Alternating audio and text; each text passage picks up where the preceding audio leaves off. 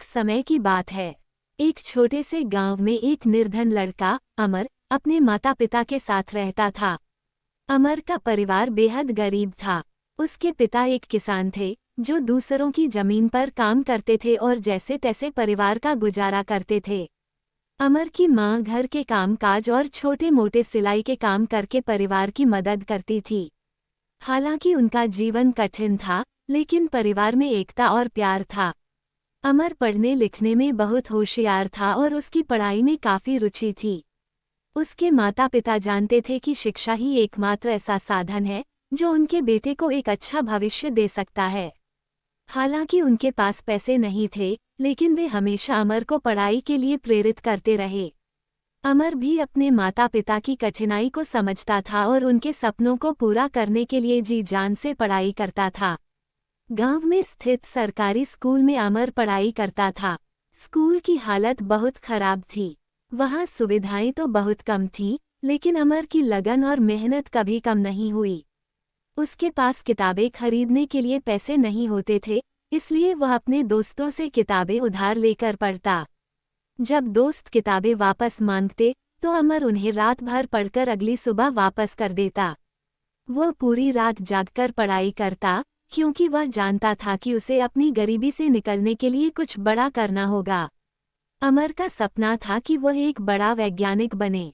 उसके अध्यापक भी उसकी प्रतिभा से परिचित थे और हमेशा उसे प्रोत्साहित करते थे।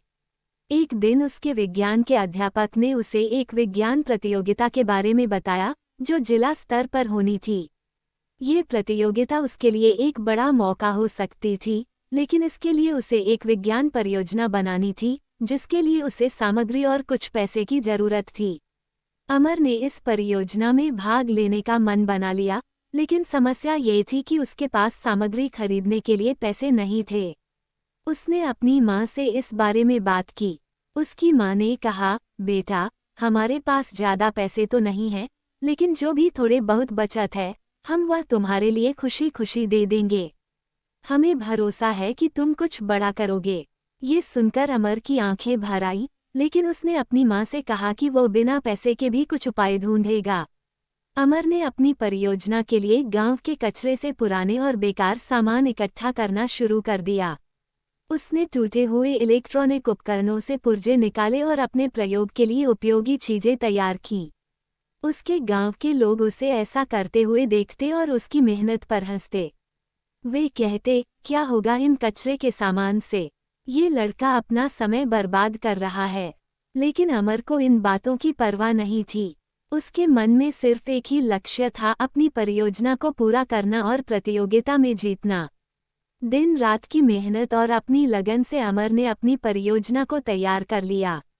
उसकी परियोजना ऊर्जा के वैकल्पिक स्रोतों पर आधारित थी। उसने ये दिखाया कि कैसे सौर ऊर्जा और पवन ऊर्जा का इस्तेमाल करके ग्रामीण इलाकों में बिजली की समस्या को सुलझाया जा सकता है।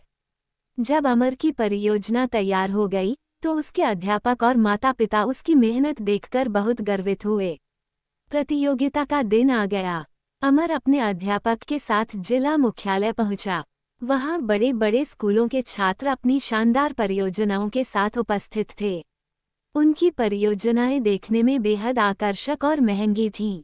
अमर की परियोजना उनके सामने साधारण लग रही थी, लेकिन उसमें मेहनत और सच्चाई झलक रही थी। प्रतियोगिता शुरू हुई और सभी प्रतिभागियों ने अपनी अपनी परियोजनाओं को प्रस्तुत किया।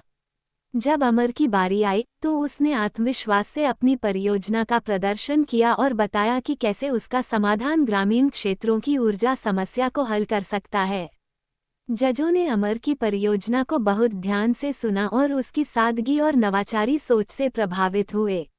उन्होंने देखा कि अमर ने सीमित संसाधनों में एक शानदार काम किया था। परिणाम की घोषणा का समय आया और अमर की खुशी का ठिकाना नहीं रहा जब उसे प्रथम पुरस्कार के लिए चुना गया।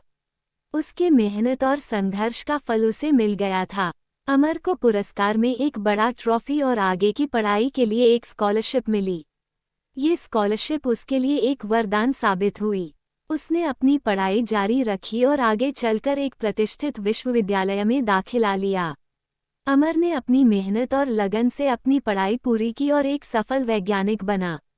उसने अपनी खोज और आविष्कारों से न केवल अपने माता पिता का नाम रोशन किया, बल्कि अपने गांव को भी गौरवान्वित किया। अब वही लोग, जो कभी उसकी मेहनत पर हंसा करते थे, उसकी सराहना करते नहीं थकते। अमर ने अपने गांव में एक शिक्षण संस्थान की स्थापना की, जहां गरीब बच्चों को मुफ्त शिक्षा दी जाती थी। वह हमेशा कहता, सपने देखने वालों को असफलता से नहीं डरना चाहिए। कठिन परिश्रम, लगन और सच्चाई से किए गए काम का फल जरूर मिलता है। ये कहानी हमें सिखाती है कि चाहे परिस्थितियां कितनी भी कठिन क्यों न हो, मेहनत, लगन और आत्मविश्वास से हम अपने सपनों को पूरा कर सकते हैं। कभी भी अपने हालातों से हार मानकर सपनों को छोड़ना नहीं चाहिए, बल्कि उन हालातों को अपनी ताकत बना लेना चाहिए।